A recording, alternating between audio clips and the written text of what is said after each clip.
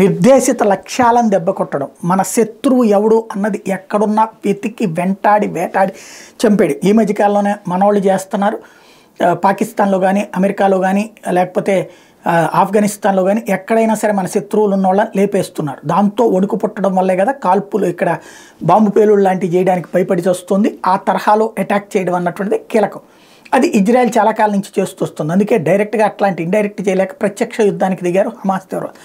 అట్లా వదిలిపెడుతున్నారు. సిరియాలో ఉన్న హమాస్ నేతల్ని లేపేశారు, లెబనాన్లో ఉన్న హమాస్ నేతల్ని లేపేశారు.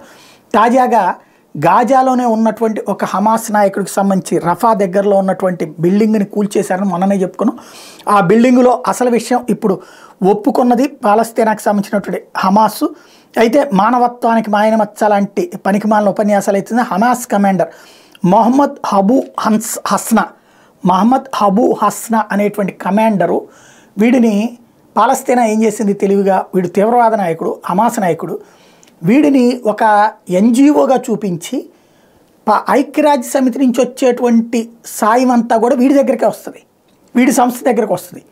వీడు ఆ సాయాన్ని ప్రజలకి ₹5 పంచి 95% తీవ్రవాదులకు ఇచ్చేస్తాడు, హమాస్ తీవ్రవాదులకు ఇచ్చేస్తాడు. వాళ్ళు అందుకే దర్జాగా బతుకుతున్నారు. వాటిని తింటా, వాటిని తాగుతా, వాటిని అమ్ముకుంటా, తద్వారానే అక్కడ వనరులు వస్తున్నాయి. వాడిని నిన్న ఆ శిబిరంలో ఉండగానే లేపేసింది.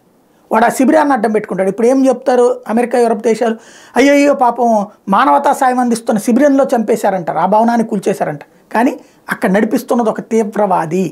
ఇది అక్కడ జరుగుతున్న పరిణామం.